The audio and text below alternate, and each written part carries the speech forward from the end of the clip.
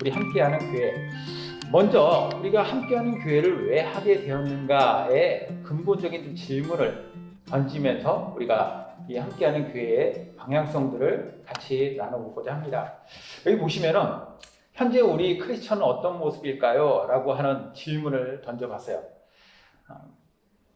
오늘날 이제 코로나 팬데믹 이후에 많은 성도들이 교회를 떠나고 있는 현실이죠. 사실 교회를 떠난다라고 했을 때는 두 가지 모습이 있을 것 같아요. 크게 하나는 신앙적인 부분들을 이제 내려놓고 주님을 이제 등지는 그러한 안타까운 모습도 있을 수 있고, 또 하나는 주님의 몸된 교회 공동체 자체를 떠나는, 그러니까 신앙은 있지만 교회는 나가지 않는 소위 이제 가나안 성도라고, 거꾸로 하면 안 나가죠. 가나안 성도라고 하는 사람들이 많이 생겨난다라는 겁니다. 그것은 뭐 이미 많은 사람들에게 우리의 어떤 실제 주변에 있었던 많은 사람들의 모습을 보면서도 우리는 깨닫게 되는 바인데요. 근데 이것이 요 근 2년 새에 있었던 일이냐? 그게 아니라는 거예요. 보면은 가나안 성도들의 추이를 보면요. 2017년도의 자료인데 지금으로부터 5년 전 자료잖아요. 그런데 2017년도에 이미 23%의, 그러니까 전체 크리스찬 중에서, 그러니까 내가 예수님을 믿는다라고 하는 사람들 중에서 23% 정도가 이미 교회에 나가지 않는 가나안 성도로서 신앙생활을 했다라는 거예요. 그런데 이러한 23%라고 하는 것은 2012년, 그로부터 또 지금으로부터 10년 전, 5년 전으로, 17년도에서 5년 전으로 거슬러 올라가면 11%였어요. 그러니까 5년 사이에 무려 2배가 증가했다는 것이죠. 그리고 이게 코로나 팬데믹을 거치면서 이 이후에 5년 사이에는 또 얼마나 많은 사람들이 가나안 성도가 되어 있겠습니까? 자, 이것이 오늘날 교회의 모습이고 오늘날 크리스찬들의 많은 모습이었다는 거예요. 그러면 왜 일부 사람들은 가나안 성도가 되었을까? 왜 교회를 떠나게 되었을까? 라고 하는 질문을 했을 때 여러 이유들이 있었어요. 여러 이유들 중에서 가장 큰 이유는 사실 개인적인 이유겠죠. 나의 어떤 개인 시간 활용이라든가 뭐 교회에서 얽매이거나 구속받기 싫다라고 하는 것인데, 이게 이제 절반 정도 되고요. 시간적 여유가 없다. 그러니까 이 정도 되는 것 이외의 것, 우리가 이제 이것은 개인적인 문제이지만 개인적인 문제가 아니라 좀 외부적인 문제가 뭐였을까라고 봤을 때, 첫 번째는 이제 2위로 나온 목회자들에 대한 좋지 않은 이미지가 있었고, 두 번째는 교인들의 배타적이고 이기적인 모습 때문이었고, 소위 이제 말하는 상처받았다, 그런 거 이제 실족했다, 이런 의미. 그리고 또 하나 이제 5번째 5위로 나오는 것은 교회가 구제나 봉사나 사회적 역할을 하지 않기 때문에, 못하기 때문이다라고 하는 거예요. 그럼 교회가 정말로 해야 될 것들이 무엇인가에 대해서 많은 성도들이 생각은 하고 있고 고민을 하고 있었지만 정작 그런 부분들에 대한 속 시원한 그런 모습을 보지 못했다라는 것이에요. 자, 이런 부정적인 요인도 분명히 있었다라는 것입니다. 그러면 이 시대에 요구되는 교회의 모습은 어떤가? 자, 가나안 성도들 중에서 신앙을 떠나고 싶은가? 라고 하는, 그러니까 내가 기독교 신앙을 계속 유지할 것인가? 라고 하는 질문을 했을 때 많은 사람들은, 여기 90%나 되는 사람들이 나는 신앙을 계속 나는 붙잡고 살 겁니다 라고 하는데, 그런데 교회에 다시 출석할 의향은 56%에 불과했다라는 것이에요. 그러면 이것 많은 수치라고 봅니다. 왜냐하면 반이 넘는 사람들이 다시 교회에 가고 싶은 마음이 있기 때문이죠. 그러면 그 가고 싶은 그 사람들이 가지고 있는 갈망이나 갈증이 무엇인가, 그리고 그들이 중요하게 여기는 것이 무엇인가를 또 봤습니다. 여기 보니까 여기 보면 사회적 책임이라던가 가정과 일터에서의 삶에 대해서, 그러니까 이것은 어떻게 보면은 제가 이거 보면서 이것은 현실적인 부분들, 당장의 모습으로서의 당장 우리가 어떠한 부분들을 가치 있게 보느냐라고 생각을 했고, 그리고 여기 보면 교회 출석 성도와 가나안 성도들 비교가 나오잖아요. 예배나 교육과 양육, 차세대 청년 사역, 이런 부분들은 앞으로에 대한 어떤 미래지향적인 부분들이죠. 그래서 교회에 이미 출석하고 있는 분들은 미래지향적인 부분들을 조금 더 보는데, 교회에 출석하지 않는 분들 같은 경우에는 지금 당장의 문제에 조금 더 관심이 더 많다라고 하는 것을 볼 수 있었습니다. 자, 이러한 교회에 대한 요구가 있었다는 것이죠. 그러면 그들이 이러한 교회에 대한 요구를 했다고 해서 제가 그 모든 것들을 우리가 다 갖춰주고 그들에게 어떻게 그런 환경들을, 그들의 요구나 이 모든 것들을 다 충족해 줬더니 우리에게 오십시오 라고 하는 것이 옳은가? 그렇지 않다라는 것이에요. 한국 교회는 계속 확장되어 왔지만 교회를 떠나드는 성도들이 늘어나고 교회에 나가지만 예배를 사모하는 마음과 말씀 중심의 삶이 갈수록 희미해졌다라고 하는 이 어떤 현상 때문에 나타나는 것들이 그런 어떤 가난한 성도로서의 그리고 미래지향적인 것보다는 당장 현실의 문제에 계속 얽매여 있으면서 물론 그 얽매여 있다라고 하는 것 자체가 문제는 아니라고 생각해요. 왜냐하면 그것 자체의 문제의식을 갖는 것 자체도 저는 크리스찬으로서 해야 할 도리라고 생각하기 때문에 그러므로 이런 부분들을 우리가 좀 바라보면서 중요한 건 무엇이냐, 모든 성도들에게 어떠한 것들이 심겨져야 되는가라는 거예요. 분명한 자기 정체성으로 살아가는 VIP 그리스도인이 되어야 된다는 거예요. VIP 그리스도인이 무엇이냐, 이것은 뒤에 가서 다시 설명하도록 하겠습니다. 그래서 많은 성도들이 오늘날 겪고 있는 문제라는 거예요. 목적의식 부재, 비전을 발견하지 못했다. 이 비전이라고 하는 것은 단순히 나의 꿈이 아니에요. 하나님께서 주시는 비전은 사실 비전은 보여주시는 거잖아요. 하나님께서 나에게 주시는 것이 비전입니다. 그러면 내가 스스로 꿈꾸는 거, 내가 이렇게 되고자 하는 미래에 대한 나의 어떤 청사진이라고 한다면 그것은 사실 하나님으로부터 온 것이 아니라면 엄밀히 따져서 내 안에서 나의 욕망이 투영된 나의 그냥 내 자신의 야망일 수 있어요. 그러니까 이것을 잘 구별을 해야 되는 것이죠. 이것이 어디서부터 하느냐? 하나님께서 나에게 원하시는 모습이냐? 아니면 내가 정말 되고 싶은 것이냐? 목적의식, 하나님께서 나에게 주신 비전을 바라봐야 되고, 그리고 실천의 부족, 그러니까 주일만 잘 지키면 되니까 썬데이 크리스찬으로 살아가는 것만으로 내가 그냥 만족하는 것이 아니라 더 나아가서 어떠한 크리스찬이 될 것인가, 어떻게 될 것인가에 대한 고민을 또 해야 되고요. 그리고 열정, 나는 어떠한 크리스찬으로서 어떤 모습으로 또 살아갈 것인가에 대한 이런 열정은 좀 연료와 같은 거라고 생각을 하는데, 이런 열정들이 내 안에 막 부어져 있어야지 내가 활발하게 뭔가를 할 수 있다는 것이에요. 그래서 다른 교회에 대해서 한번 살펴봤습니다. 제가 이 교회 개척을 준비하면서 아주 크게 참고를 했던 교회가 바로 이 팀 켈러 목사님의 리디머 교회인데요. 리디머 교회는 분명한 철학이 있더라고요. 그리고 그 철학에 의해서 이 교회가 움직이고 있는 것을 봤습니다. 자, 그 철학의 제일 핵심은 무엇이냐? 복음이라는 거예요. 복음. 그래서 이게 복음이 예수님이 어떤 분이신가, 그리고 그 복음을 통해서 사람은 어떻게 되는가, 교회요 깡통을 주는가 테니스공을 주는가, 이게 이제 저희가 스터디했던 내용 중에 나오는 것인데, 이게 무슨 말이냐면 깡통은 찌그러지면 그 상태로 있잖아요. 근데 테니스공은 찌그러뜨려도 놓으면 다시 원래 탄성을 가지고 돌아갑니다. 무슨 말이냐면 복음을 통해서 사람이 변화된다면 깡통이 찌그러지는 것처럼 그 삶이 변화되고 뭔가 변형이 일어나는데, 그렇지 않다면 그 사람에게 뭔가 물렁물렁하게 내가 듣기 좋은 말을 가지고 조금 눌러뒀다가 다시 놔주면 그 사람은 원래 모습으로 돌아가고, 그러니까 계속 테니스공과 같이 퉁퉁 튀면서 정말로 거기에서 변화는 없이 그러니까 살아갈 수 있다는 것이에요. 복음이 중요하다는 거죠. 갈라디아서 말씀 보면은 그리스도의 은혜로 너희를 부르신 이를 이같이 속히 떠나 다른 복음을 따르는 것을 내가 이상하게 여기노라. 다른 복음은 없나니 다만 어떤 사람들이 너희를 교란하여 그리스도의 복음을 변하게 하려 함이라. 그러나 우리나 혹은 하늘로부터 온 천사라도 우리가 너희에게 전한 복음 외에 다른 복음을 전하면 저주를 받을지어다. 우리가 전에 말하였거니와 내가 지금 말하노니 만일 누구든지 너희가 받은 것 외에 다른 복음을 전하면 저주를 받을지어다. 내가 이제 사람들에게 좋게 하랴 하나님께 좋게 하랴, 사람들에게 기쁨을 구하랴 내가 지금까지 사람들의 기쁨을 구하였더라면 그리스도의 종이 아니니라. 자, 바울이 뭐라고 얘기하냐면 갈라디아 교회 성도들에게 말하는데요. 그들에게 바울이 가서 복음을 전했어요.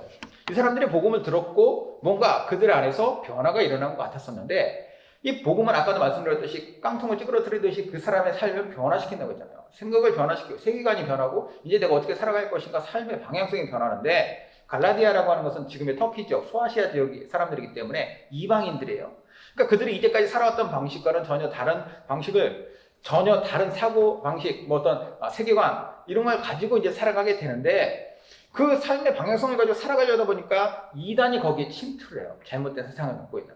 그래서 특별히 유대 율법주의자들, 그러니까 복음을 변질시키는 자들이, 그래서 이제 할례 문제라든가 이런 것들을 이제 그들이 끌고 오죠. 그래서 복음이 아닌, 복음처럼 보이지만 다른 것들을 섞어서 오염된 것을 갖고 왔어요. 그 사람들이 변화되려고 하는데 그 변화되는 것이 올바른 방식으로의 변화가 아니라 엉뚱한 곳으로 변화를 이끌어갔다는 거죠. 그러면 그 엉뚱한 곳으로 끌려가면 그 사람들의 삶은 어떻게 되느냐? 하나님께서 원하시는 삶의 방향성을 가지고 가는 것이 아니라 아까도 얘기했듯이 결국은 다시 테니스공처럼 그들은 그들의 삶의 모습으로 다시 돌아가요. 왜냐하면 본질이 아니기 때문에, 하나님께서 원하시는 본질이 아니고 진리가 아니기 때문에 그 사람들은 당장은 뭔가 변화된 것처럼 보이지만 결국은 원래의 모습대로 돌아갈 수밖에 없다. 이게 다른 복음이라는 거예요. 그리고 이 다른 복음을 교회가 말하면 안 된다는 것이죠. 왜 오늘날의 한국교회가 문제가 있느냐라고 했을 때, 제가 앞으로 열심히 우리 교회를 제대로 할 것이기 때문에 한국교회는 이거 문제다라고 이것을 비판하고자 하려고 하는 목적이 아니라 그동안 우리 스스로도 많이 보아왔잖아요. 뭐가 문제일까? 뭐가 문제이기에 오늘날 많은 크리스찬이 있음에도 불구하고 세상에서 이러한 선한 영향력이 나타나지 않는가? 결국은 복음의 변질 때문입니다. 그래서 예를 들어서 주님의 복음은 사실 때로는 사람의 삶을 불편하게도 만들고 그리고 그들의 생각을 어렵게도 만들고 이렇게도 만드는데 그게 아니라 그 사람들에게 예수 믿으면 복 받아요. 일이 잘 풀릴 수 있어요. 기도 응답 받으면 다 될 수 있어요. 이렇게만 얘기한다는 거예요. 물론 그럴 수도 있죠. 그것도 복음 일부분입니다. 하지만 그게 핵심은 아니라는 거예요. 근데 그것을 핵심이라고 얘기하고 그것만 쫓아가도록 만들다 보니까 사람들이 결국은 아까 얘기했었던 궁극적인 변화가 아니라 자기의 삶으로 다시 돌아가려고 하는 것에 복음을 그냥 하나의 수단으로서 혹은 정당화시키는 방식으로서 사용했다라는 거죠. 그게 아니라는 거죠. 교회는 철저하게 복음적이어야 된다라는 것이, 이것을 제가 배웠고, 두 번째, 상황화입니다. 상황화. 설교나 예배에 있어서 상황화가 필요하다라는 거예요. 상황화는 뭐냐면 어떠한 언어로 어떠한 방식으로 소통할 것인가 라는 것이에요. 실제적으로 소통해야 된다는 것인데 고린도서 보면 확실하게 나와요. 내가 모든 사람에게 자유로우나 스스로 모든 사람에게 종된 것은 더 많은 사람을 얻고자 함이라. 유대인들에게 내가 유대인과 같이 된 것은 유대인들을 얻고자 하며 율법 아래 있는 자들에게는 내가 율법 아래 있지 아니하나 율법 아래 있는 자 같이 된 것은 율법 아래 있는 자들을 얻고자 하며. 자, 무슨 말인지 이해되시죠? 율법이 없는 자에게는 내가 하나님께는 율법 없는 자가 아니요 도리어 그리스도의 율법 아래 있는 자이나 율법 없는 자와 같이 된 것은 율법 없는 자들을 얻고자 함이라. 약한 자들에게는 내가 약한 자와 같이 된 것은 약한 자들을 얻고자 하며 내가 여러 사람에게 여러 모습이 된 것은 아무쪼록 몇 사람이라도 구원하고자 함이니 내가 복음을 위하여 모든 것을 행하면 복음에 참여하고자 함이라. 무슨 말이냐면 눈높이에요. 바울은 자기가 율법에 매여 있는 사람이 아닙니다. 그런데 그 사람들에게 어떤 방식으로 다가가냐면 자신의 예전의 율법주의자의 모습을 가지고 그것을 내가 숨기는 것이 아니라 그 과거가 내가 부끄럽기 때문에, 물론 자신 부끄러워하죠. 그런데 그것기 때문에 그 모든 것들을 다 내 없었던 과거라고 하는 것이 아니라 내 과거가 이랬었다. 나도 다 안다. 나도 이런 문제를 갖고 있었다. 이렇게 접근하는 거예요. 왜냐? 그들에게 그러한 생각들이 어떻게 변화되었는가? 무엇이 본질인지 무엇이 진리인지를 내가 이렇게 깨달았다는 것을 그 사람들로 하여금 알게 하게 하자는 거죠. 약한 자들에게는 내가 약한 모습으로 다가가고 이방인들에게는 내가 이방인과 같은 방식으로 다가갔다는 거예요. 나는 진리이고 너희들은 비진리이기 때문에 너희들에게 있어서 나는 너희들보다 더 위에 있는 자, 그래서 군림하는 자로서 무시하고 정죄하고 그렇게 하는 것이 아니라 그 사람들의 입장에 되어줬다는 것이죠. 교회가 이래야 된다는 것이에요. 그리고 설교라든가 예배 방식도 있어서도 시대가 변함에 따라서 그 사람들이 이해할 수 있는 방식, 물론 본질은 변하면 안 돼요. 하지만 본질을 설명하기 위한 방식은 변화되어야 된다는 것입니다. 시대적으로 사람들의 사고방식도 달라지고 삶의 방식도 달라져요. 중요한 건 무엇이냐? 그 사람들에게 맞게 상황화를 통해서 그 사람들이 이해하고 따라오고 같이 공감할 수 있는 것들을 만들어줘야 된다는 거예요. 그런 환경적인 요소들도 분명히 있어야 된다는 것. 그게 교회의 모습이어야 된다는 것이었어요. 자, 세 번째는 하나님의 나라입니다. 하나님의 나라. 하나님의 나라라고 하는 것이 무엇이냐? 이제 여기서는 이제 리디머 교회, 특별히 이제 그 교회는 이제 시티 투 시티라고 해가지고 도시의 변화를 위해서, 도시 변혁을 위해서 여러 도시들의 개척교회를 세우고 또 그러한 자신들의 정신, 복음 중심적이고 그리고 상황화하는 그런 예배 이런 것들을 다 전수하고 그렇게 같이 나아간다는 거예요. 그러면은 그러한 것들을 함에 있어서 여기서도 이제 그 리드머 교회에서도 계속 강조한 게 뭐냐면 우리는 교단 따지지 않는다라는 거죠. 같은 정신을 가지고 같은 목적의식을 가지고 나아가는 사람들, 특별히 그 모든 것은 어디에 핵심이 있느냐? 우리 교회가 아니라 하나님께 있다는 거예요. 하나님의 나라라는 무엇이냐? 우리가 하나님의 나라를 확장해야 한다라고 했을 때 우리 자신의 삶에서도 그렇고 우리의 삶의 영역 속에서도 그래요. 하나님께서 원하시는 하나님의 방식이 이루어지고 하나님께서 원하시는 뜻대로 이끌림 받는 것까지가 하나님의 나라인 거죠. 그러니까 하나님의 나라의 확장은 무엇이냐면 내 삶 속에서 하나님의 뜻을 더 따라가는 거예요. 내가 살아가고 있는 환경이 하나님의 뜻에 더 합당한 모습이 되어지는 것이 바로 하나님의 나라의 확장이라는 거예요. 그래서 하나님의 나라의 확장이라고 하는 개념 안에서 교회가 개척이 되어져야 되고, 그리고 이 개념 안에서 본다면 단순히 우리 교회가 커나가는 것이 아니라 우리 교회 안에서 함께 예배드리고 또 삶의 현장으로 나아가는 그 사람들의 삶의 어떤 바운더리, 그리고 또 이러한 교회가 잘 세워졌을 때 이 교회의 영향력이 또 다른 교회의 영향력을 계속 주는 것, 이게 바로 하나님의 나라의 확장이라고 하는 것이죠. 그래서 이 상향을 쫓아가야 되는 거예요. 이런 이상적인 모습을 우리 쫓아가겠다. 골로새서 나는 이제 너희를 위하여 받는 괴로움을 기뻐하고 그리스도의 남은 고난을 그의 몸된 교회를 위하여 내 육체에 채우노라. 나는 내 육체에 이런 앞으로 남은 고난이 있더라도 내가 다 달게 받겠다라는 거예요. 왜 그러느냐? 내가 교회에 일꾼된 것은 하나님이 너희를 위하여 내게 주신 직분을 따라 하나님의 말씀을 이루려 함이니라. 이 비밀은 만세와 만대로부터 감추어졌던 것인데 이제는 그의 성도들에게 나타났고 하나님이 그들로 하여금 이 비밀의 영광이 이방인 가운데 얼마나 풍성한지를 알게 하려 하심이라. 이 비밀은 너희 안에 계신 그리스도시니 곧 영광의 소망이시니라. 우리가 그를 전파하여 각 사람을 권하고 모든 지혜로 각 사람을 가르치면 각 사람을 그리스도 안에서 완전한 자로 세우려 함이니. 바울의 목적이 어디 있었느냐? 바울이 왜 자신이 그런 고생을 사서하겠다라고 얘기를 하고 있습니까? 나는 이 복음을 통하여서 사람들이 변화되고 성도들이 곳곳에서 특별히 이방인들, 유대인들 모든 사람들에게 이 영광, 하나님의 말씀의 풍성함과 그 영광의 위대함을 그들의 삶 속에서 보여주기 원한다는 거예요. 나는 그 꿈을 꾸고 있다는 것이죠. 하나님의 나라가 확장되기 원한다. 내가 가고 있는 모든 곳에서 이러한 하나님의 뜻을 쫓아가는 사람들이 계속해서 나타나기 원한다라고 하는 그 이상을 쫓아서 나아갔다는 것입니다. 이게 바로 믿음의 교회에서 배웠던 거예요. 복음적이어야 된다. 복음을 쫓아가고 철저히 복음 중심이어야 된다. 즉 그리스도 중심이어야 된다. 그리고 또 앞에서 얘기했었죠. 우리 실제적이어야 된다. 어떻게 실제로 이 복음이 전달될 것이며 이런 상황화에 대해서, 그리고 이상적이어야 된다. 분명한 우리의 목적은 하나님의 나라에 있다라는 거예요.